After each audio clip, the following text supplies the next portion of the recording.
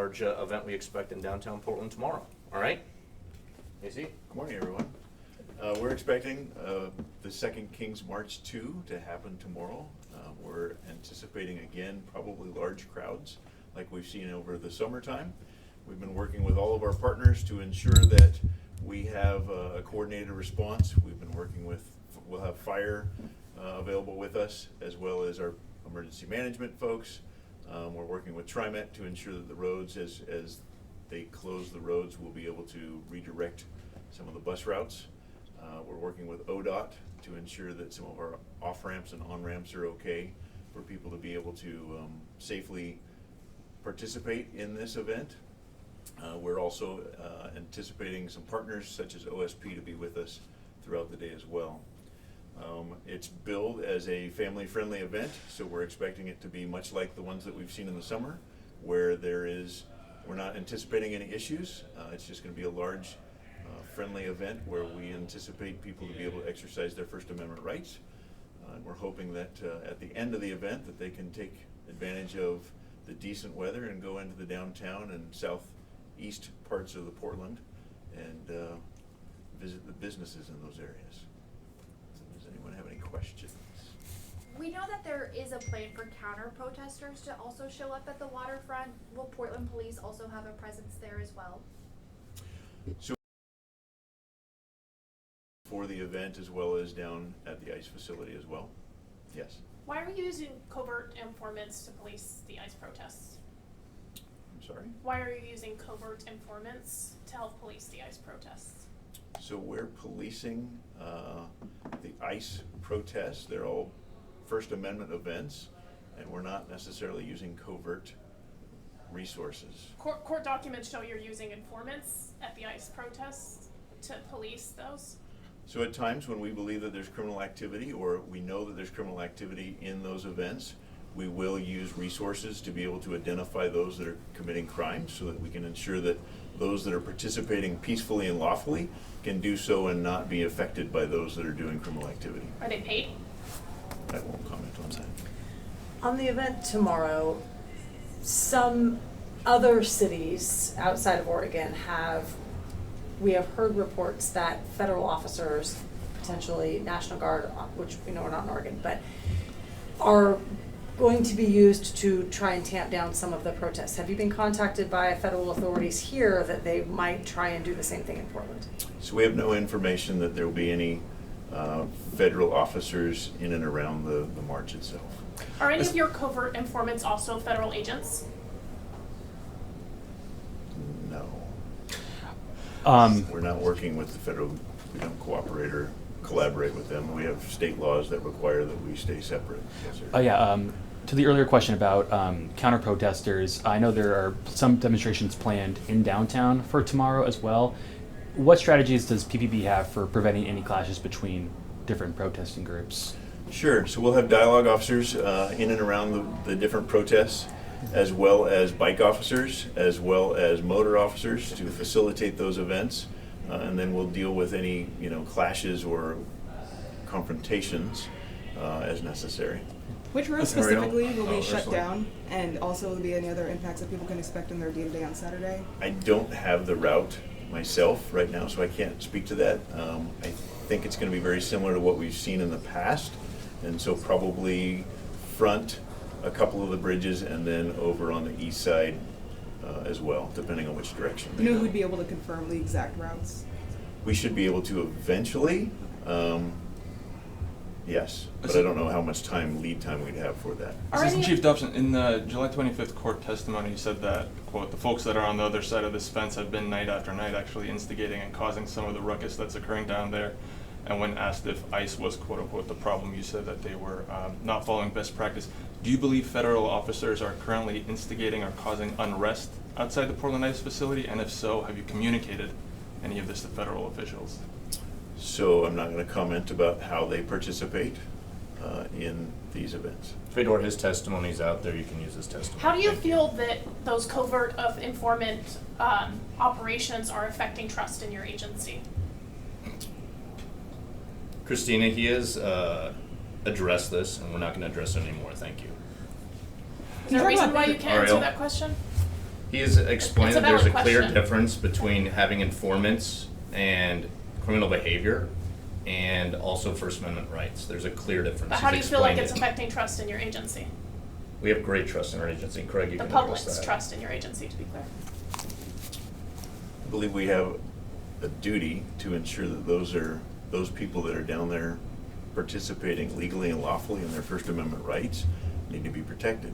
And those that are committing crimes need to be held accountable to those things. This is Chief Dobson. The mayor and Oregon's Democratic delegation to Congress has voiced concerns about use of force by federal officials. Have you seen any evidence that would lead you to believe federal officers have used excessive force? So I'm not going to comment Not on gonna their comment. uses of force. Well, why would you disagree to comment on federal officers using use of force against Portland citizens? Again, there are pending lawsuits right now, and so I don't want to comment on things that are possibly impending lawsuits. All right, All so right. we've seen previous No King's marches. They, the route's supposed to end at the waterfront, but usually they do splinter off and go to the ICE facility. What is Portland Police doing to, and that's, in our experience, we've seen it get, the tensions are a bit high, right? So what is Portland Police doing to, prepare for that? What kind of presence will you be there? And, something else that I've talked to a lot of protesters, when there is a big group of them, they do kind of fill the streets, then Portland Police try to push people back onto the sidewalks. They feel that Portland Police isn't really supporting their rights to kind of protest. There are other routes people could drive, I guess, so kind of all that into one if you can. That was a lot of stuff to I know, unpack I'm right sorry, there. there's a lot of voices and I barely got Sure. mine in. Sure, there's a lot to unpack there. So we are in contact with the organizers of the various events that are happening today, and it's my understanding that they are encouraging folks not to go to ICE today. We are prepared for those that do go down there. It's all situational to the amount of people that are down there, of whether or not we try to keep the streets open at that time.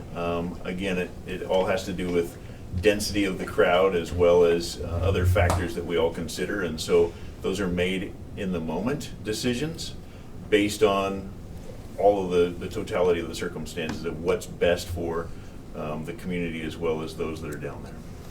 Can you talk about previous protest expectations? I know last year we were here again before the election, and there was a lot of prep because there was concern that things were going to be like 2020, and so obviously things weren't to that extent. So can you kind of talk about just what you're expecting from the public and what just you guys are preparing for this year, given, again, we kind of did this last year, we didn't have the outcome that was expected, and now here we are again. Can you kind of speak to that? Sure. I think over the summer we've seen a number of protests where they've been very peaceful, and we continue to see those protests. We don't anticipate anything different, and there's no indicators that we're going to see anything different here from this, say, tomorrow's event as well. We have prepared for it with resources, and so I don't think you're going to see much different from the actual event tomorrow. Go ahead. Thank you. For the people who don't get to make it downtown anymore, I've noticed that businesses aren't boarding up windows like they used to be. What do you make of that from a policing standpoint? I think it's a great message that the public I think the businesses are more comfortable with what we're seeing in the protesting. We've seen the protesting be more peaceful. It's not like 2020 anymore, and so we're encouraged that, again, that these folks, once they're done with their protest, will end up in the downtowns visiting those shops and businesses to help encourage them to stay in business. Craig, along those lines, can you just elaborate a little bit on the huge strides in the last 5 years, DLOs, that sort of thing? I mean, that leads to that trust with business owners and community. Sure. We've invested a lot of time in changing how our approach is as well with our dialogue or our liaison officers in working with protests. We've worked on our tactics so that we're working in close collaboration with the events, whether they are in direct communication with us or whether or not we're just on the periphery. We're there to help facilitate those peaceful and lawful events to ensure that they can have a successful event, as opposed to in the past it's felt like sometimes we have maybe tried to oppose those events. You talked before, you talked about the route and working with the organizers. Is there a permit for this protest? You guys know a lot about it in advance. Can you talk a little bit about that prep work? I know that there's multiple folks putting in or organizing this event. One of the groups was applying for a permit, and I unfortunately didn't find out whether that got approved or what. But we've been working with them in advance to help make this successful, so that the more we know about an event, the more time we have to be able to prepare. It allows us to get all of our partners such as PBOT, ODOT, the buses. We're also working with county bridges to ensure that we can have a safe passage over those bridges. So anytime we can get a permit, or at least have communication to know ahead of time where that's going, it helps us to be able to prepare and make it more of a facilitated, safe event. Are your informants protesters or counter-protesters? I guess I'm curious if the strategies that PPB have changed since the last No Kings protest, given that the circumstances and the motivations for this protest are slightly different than the last time people marched. So no, again, we're there to facilitate. We work towards, basically there's 4 principles. We work to educate not only ourselves but those that are there of what our purpose is. We work to communicate heavily with all of the groups that are out there. Internally, we're communicating our intents as well. We work to facilitate those peaceful events, as you'll see tomorrow. And then we're also there to differentiate and ensure that those that are maybe bad actors or those that are going to cause trouble, that we can make sure that they get separated from the rest so they can have a peaceful and enjoyable event. One or two more questions about tomorrow. Can you talk a little bit about resources, how many officers and tools you'll be using, including overtime that's permitted? So I don't have estimates on overtime. It is a delicate balance for us to ensure that we can also provide for the city to have 911 calls, as well as manage this event. I know we have some, as I said, some outside partners coming in to assist us in being able to facilitate the march. And so I won't go into detail of exactly what we have, but like I said, we'll have dialogue officers there, motor officers there, bicycle officers there, to ensure that we can have a safe event, but also to be able to respond to regular protest, regular other city calls. So service. And then to be clear, can you specify who those partners are? And also I know during the last, when we were expecting protests, there was like multiple days after when I think PVB still kind of had a presence on the street, kind of an expectation. Are we going to be seeing that? And again, if you could specify who those partners are. So right now I know the OSP, it will be with us tomorrow. Our state police will be with us tomorrow. We've reached out to the county. The county will be with us as well. I believe we have some motors coming from one of the outside agents, I think Hillsborough, but I don't want to uninclude somebody who might also be providing some motors for us with that. We continue to have a presence down at the ICE facility on a daily basis and continue to monitor it. Fedor and then Shelby, then we got to get him to his next point. Sir, so since 2020, there have been some changes in the law and policy regarding crowd control, right? So how have those changes from what you've observed so far affected Portland Police Bureau's response to protests outside of ICE, and how do you expect them to affect the response tomorrow, if at all? There were several law changes in 2021, and they're not going to necessarily affect how we respond.